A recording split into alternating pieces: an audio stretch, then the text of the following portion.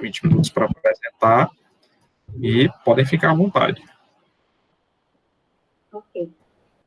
Boa noite, sejam todos bem-vindos a essa apresentação, que tem como tema reciclagem do PET no Brasil, desafios e possibilidades.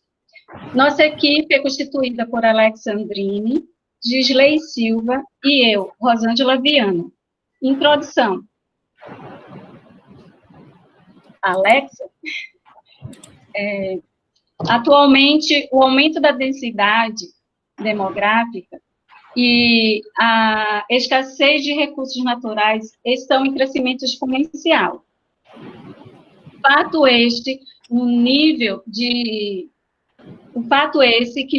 de exploração e utilização desses recursos, que vem, estou ficando nervosa por incrível que pareça, expandindo como uma consequência do crescimento massivo da população e da Revolução Industrial, que possibilitou o crescimento das cidades. Enfim, além da cultura do consumismo, ainda existe a intensiva obsolescência programada, aumentando assim a demanda por novos produtos e, consequentemente, por mais recursos. Isso sem falar da grande produção de resíduos. E é nesse contexto desafiador que o meio ambiente, que é um processo de educação responsável pela formação de indivíduos preocupados com os problemas ambientais, que é de fundamental importância a abordagem dos aspectos econômicos, sociais, políticos, ecológicos e éticos. Assim, percebe-se que a preocupação com o desenvolvimento sustentável representa a possibilidade de garantir mudanças sociopolíticas que não comprometam os sistemas ecológicos, nem a sociedade que sustentam, nem a sociedade que sustentam a comunidade. A Política Nacional de Resíduos Sólidos deve ser não apenas um recurso para punir, mas vem sim, mas como um elemento positivo para criar novos postos de trabalho, sendo uma solução, por exemplo, para problemas na região norte.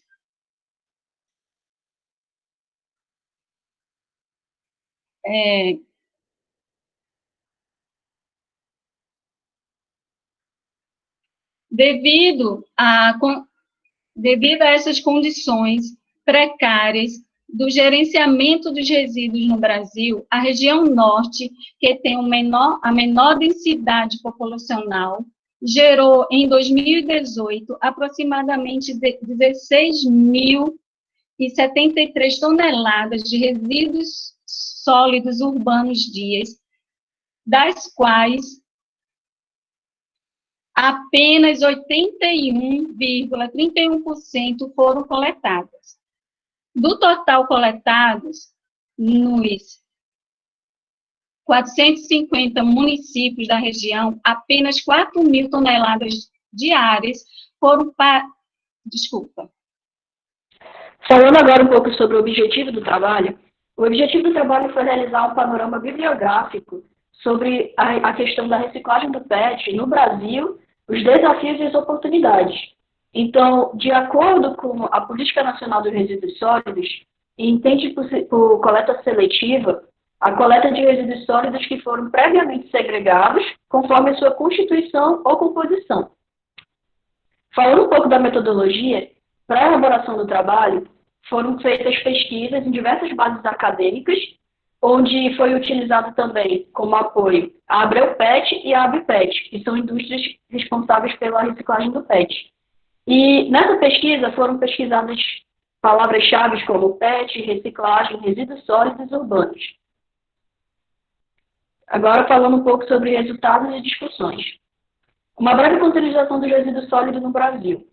Aqui temos um gráfico que demonstra a geração total de toneladas por dia de resíduo sólido no Brasil.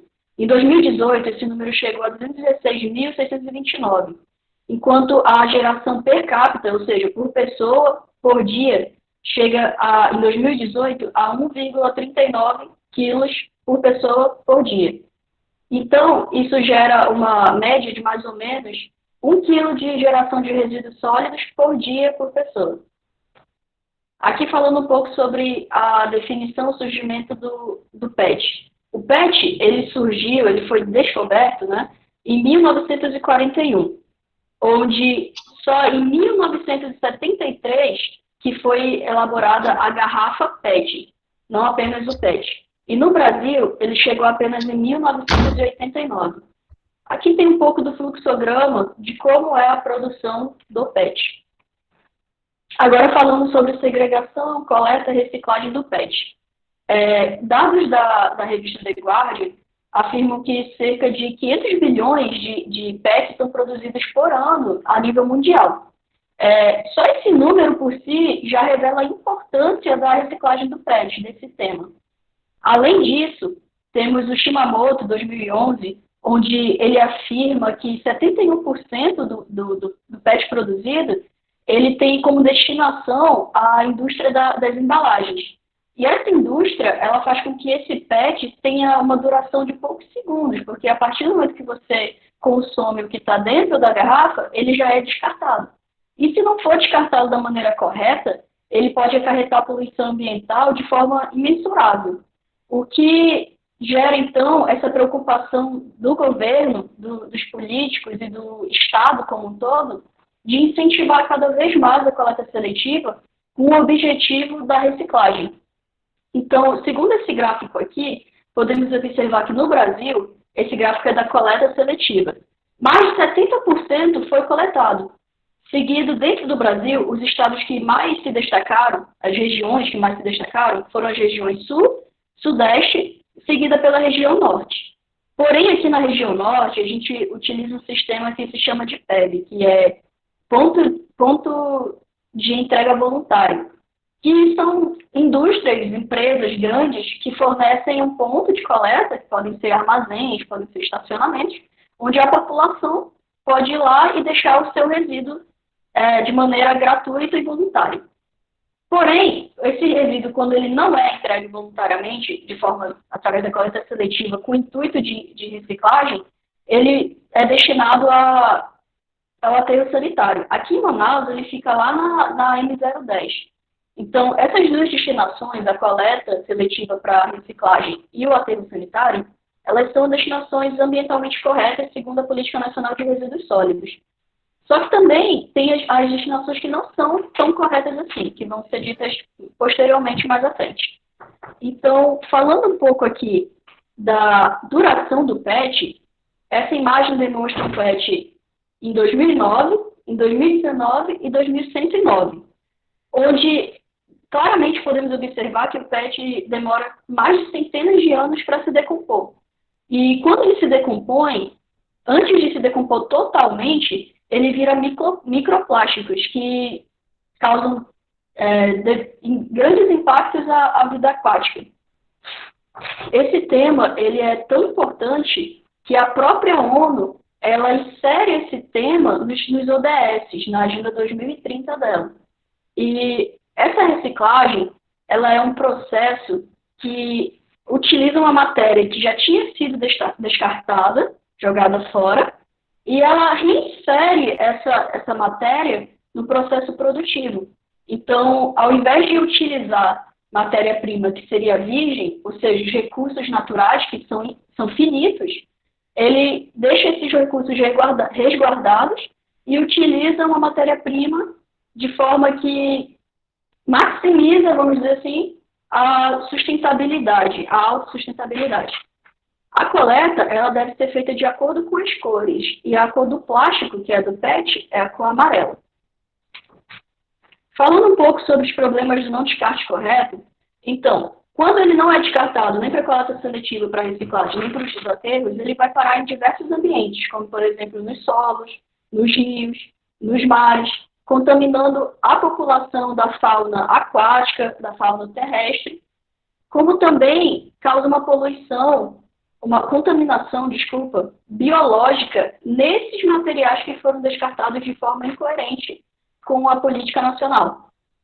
E essa contaminação, para ter uma noção, até a década de 90, por conta desse receio de contaminação, era proibida a utilização de PET que fosse reciclado para ser utilizado na indústria de alimentos, ou seja, não poderia ser reutilizado para introduzir alimentos neles.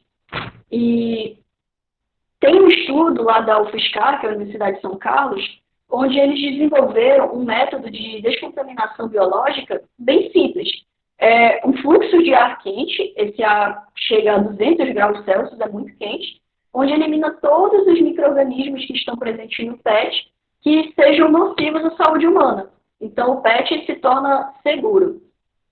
Aqui, falando um pouco dos problemas gerados aos catadores, segundo a ABPET, foi feita uma pesquisa com esses catadores, a soma dos catadores que tiveram cada vez mais, que afirmam que tiveram cada vez mais dificuldade para encontrar os PETs, e continua difícil como antes, é de 60%. Então, 60% dos catadores têm dificuldades para encontrar os PETs de forma adequada para que sejam reciclados. Agora, falando um pouco do problema do descarte não correto. Esse problema do descarte não correto, como podemos observar, temos crianças aqui que estão em meio ao lixo de forma inadequada, gerando problemas sociais, problemas de saneamento básico, problemas de saúde pública, sem contar também com a questão dos impactos ambientais. Aqui temos 2 animais que tiveram seu ciclo de vida interrompido por conta dessa intervenção antrópica, onde esses materiais que foram inseridos na natureza de forma inadequada afetaram a vida deles.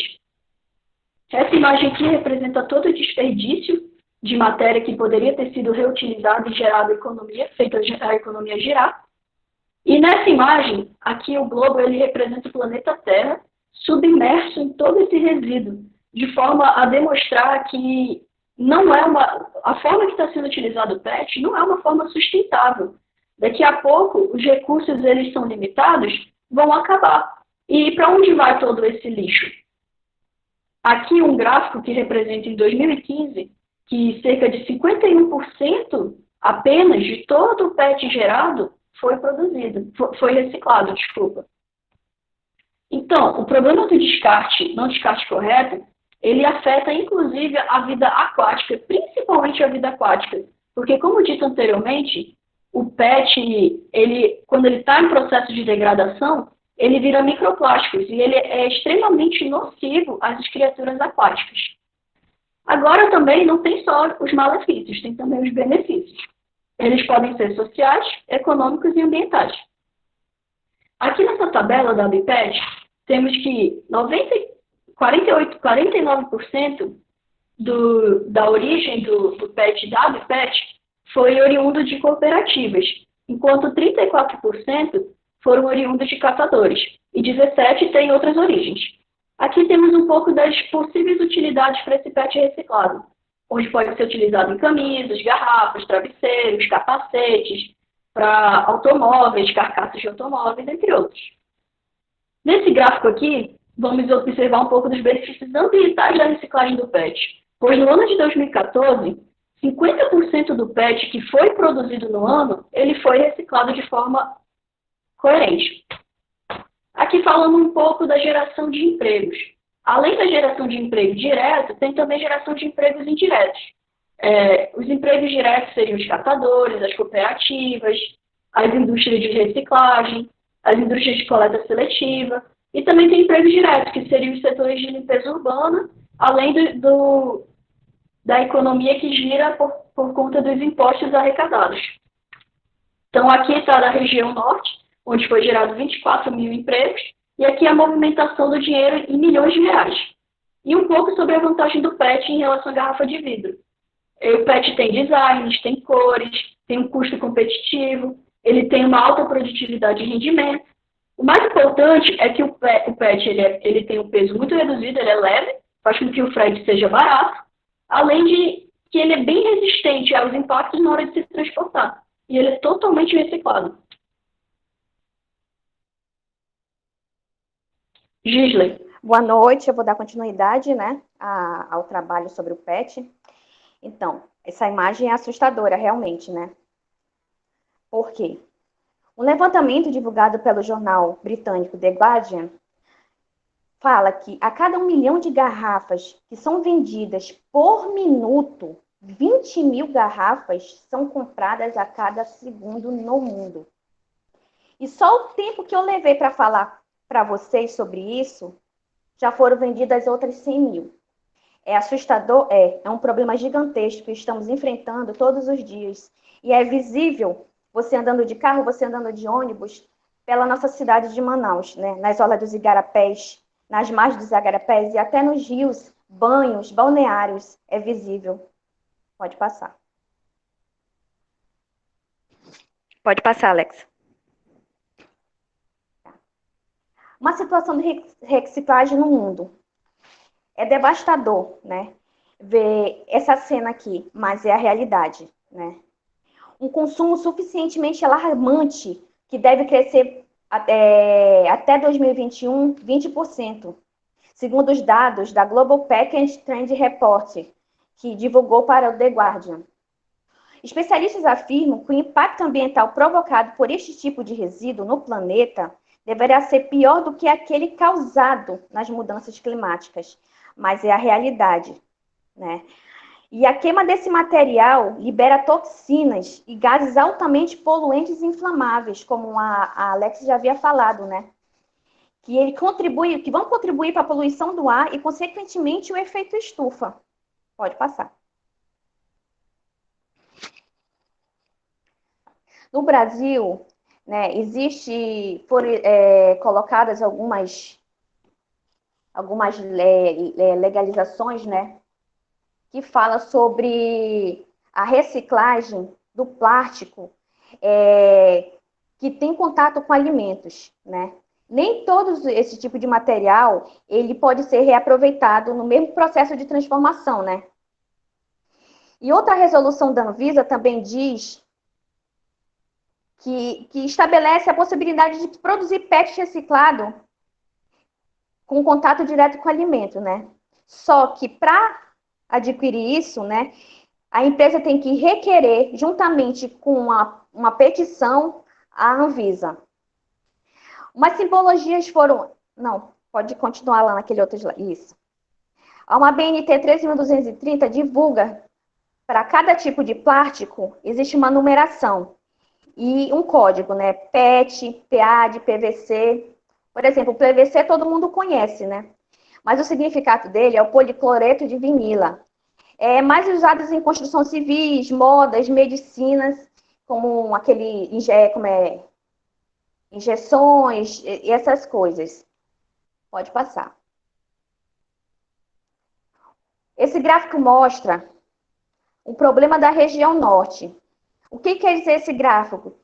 Que nós estamos consumindo, tanto por per capita como no geral, mais do que coletamos, né? Isso é um agravante muito, porque a maioria desse lixo que não é reciclado, ele vai parar em lixões. E as gerações desse lixo em lixões, o que acontece? Agentes poluentes, né? Principalmente os que são jogados nas águas. São milhões de toneladas de PETs que são jogados nas águas por ano.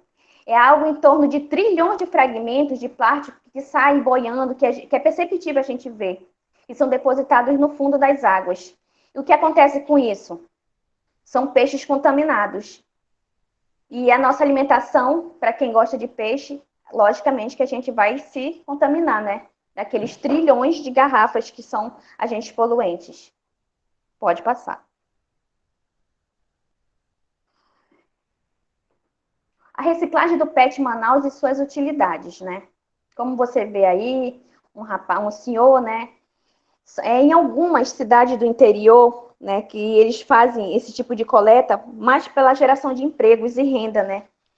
Que, falando de reciclagem, apesar de ser pouco divulgado, assim, digamos, né?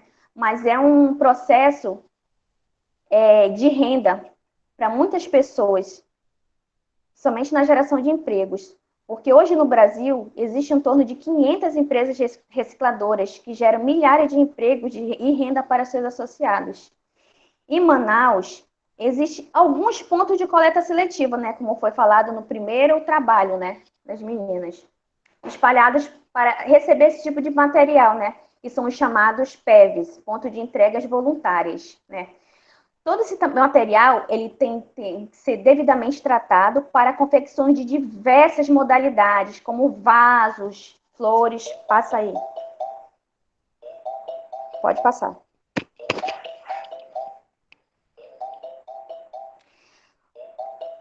Você pode ver aí. Você pode ver aí as diversas modalidades do que a reciclagem pode fazer, né? Bijuterias, bolsas, até uma ilha feita de PET. Isso aí é uma informação de ele é vegetariano, né? Ele é de Manaus, né? E ele divulgou uma maquete, né? De quantas, se você for recolhendo, você é capaz de construir várias coisas. Por exemplo, esses estudantes de uma escola de ensino médio, né? Que construíram pranchas, né? Para esporte, pode ser utilizadas também em telhas, né? Que ele tem um custo mais alto, né? Mas é um agente reciclador. Cooperativas fazendo vassouras, então são diversas coisas que podem ser feitas com PET. E apesar de PET ser um material reciclável, a grande quantidade de unidades produzidas por segundo torna essa tarefa praticamente impossível, né? O que a gente pode ver, né? Porque a gente consome, vende mais do que reciclamos. A considerações finais, aí eu vou dar uma opinião, né? Que, para mim, acho que é necessário ter pressão em cima dos governos e principalmente da sociedade para uma educação ambiental, né? Para que se tenha uma mudança melhor sobre essa reciclagem. E é dever de todo consumidor. Por exemplo, você pode ajudar como? Levando da sua casa a sua garrafinha de água dentro da bolsa, dentro da mochila, para que assim se evite comprar garrafas de plástico nas ruas. Então, cada um deve fazer a sua parte. Já, Alexa. É isso, professor. Como consideração final também, temos que a atividade de reciclagem do PET ela é uma atividade perene, próspera, ela tem um futuro promissor. Como a Gili falou, ela deve ter o incentivo do governo e de iniciativas privadas também, buscando sempre a sustentabilidade. E deve-se também incentivar a educação ambiental. Obrigada. Bem, parabéns à equipe, fizeram aí um tempo de... Passaram um pouquinho, 3 minutos, né? Fizeram 23 minutos. Começaram 21h21 e finalizaram em 21h44. Mas também com assuntos bem pertinentes e importantes. Se quiserem retirar do módulo de apresentação, podem ficar à vontade, e aí eu já abro para algum comentário ou pergunta que queiram fazer. Alguém tem alguma pergunta a fazer?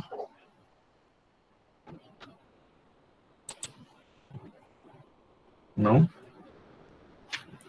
Sendo assim, eu abro aí para a professora Nereida, se ela tiver algum comentário.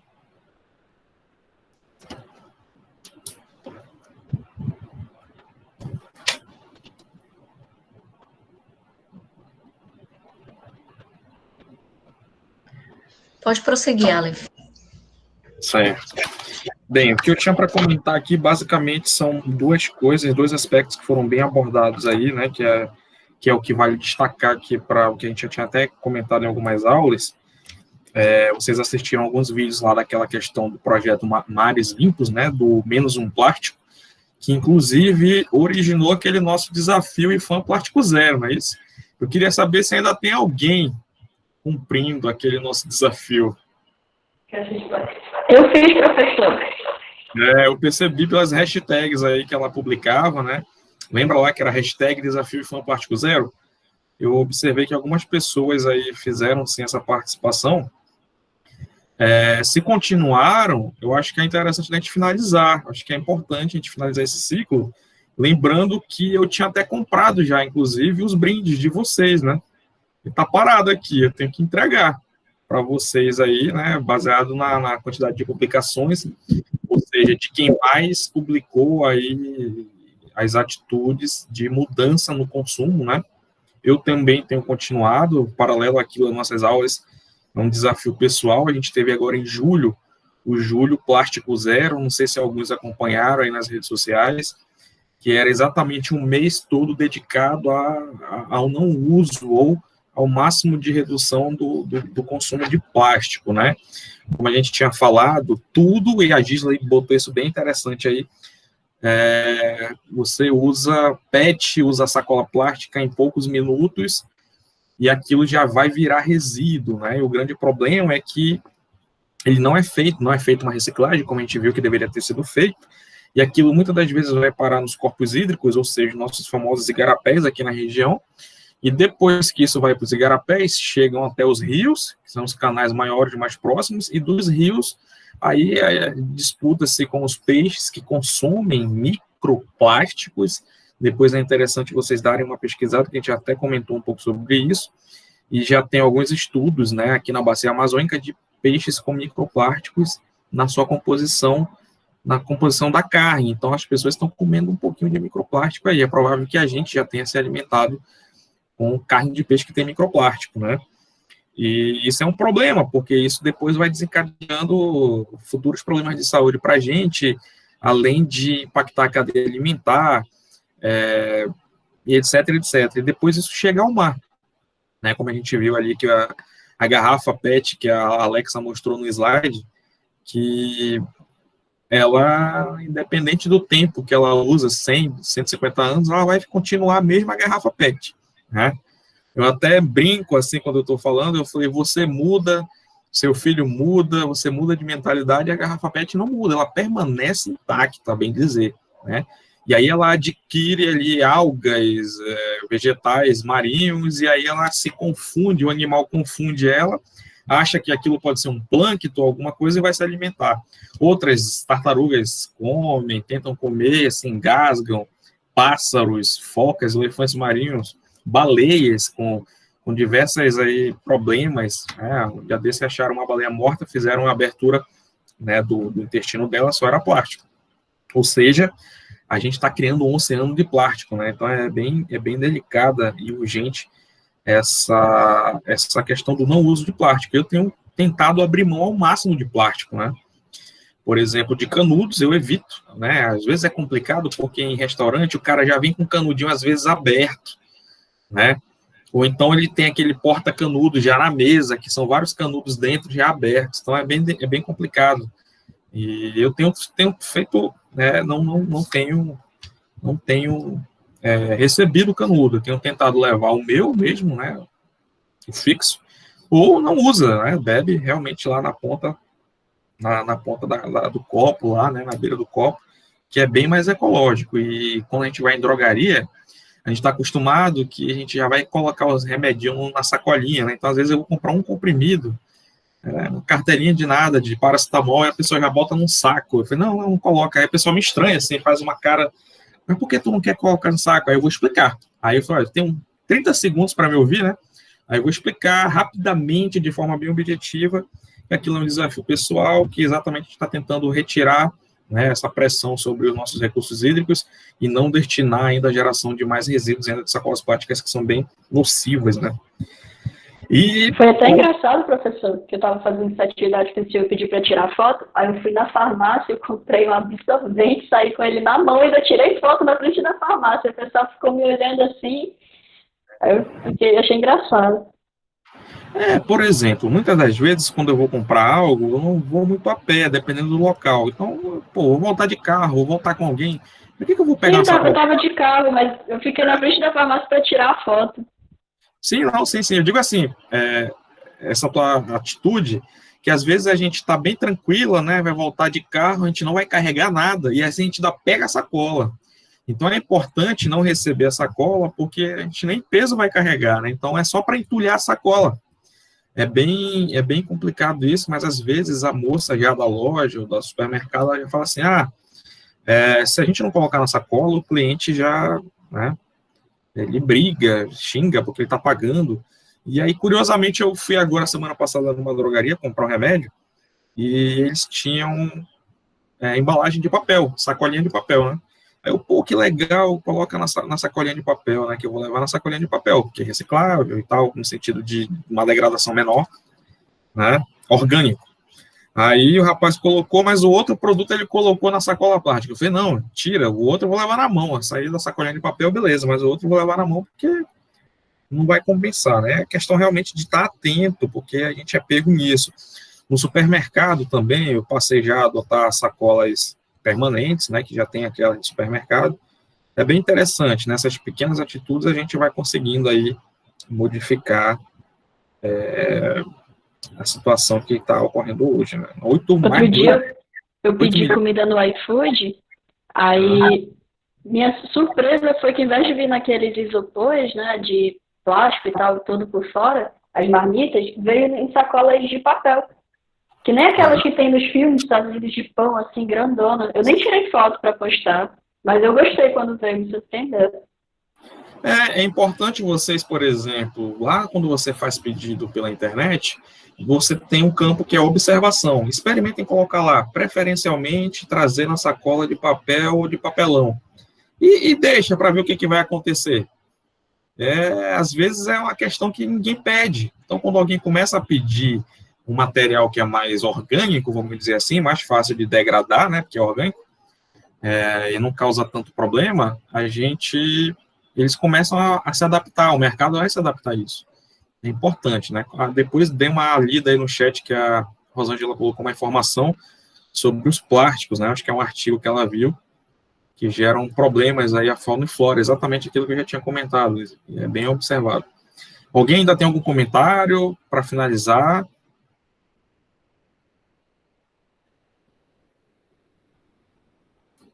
Parabenizo, então, a equipe, foi bacana o trabalho de vocês, né? Todos os temas, de uma forma geral, estão sendo bem interessantes, porque a gente permite essa discussão, e isso é bem plausível, porque, como eu falo, né, às vezes a nossa aula não é só aquele negócio de ficar fazendo prova e tal, a gente tem que ter esse momento para discutir, porque isso faz com que vocês pensem em novas situações, né? Abram um pouco a cabeça para fora da caixa, para verificar que o problema do gerenciamento dos resíduos é muito mais sério do que a gente ficar também discutindo na sala de aula, certo? A gente pode finalizar, a professora quer finalizar? Com um comentário? Só parabenizar a turma pela apresentação. Beleza. Então, vou finalizar aqui a gravação, então, parabéns aí a todos os membros e vamos à nossa última apresentação.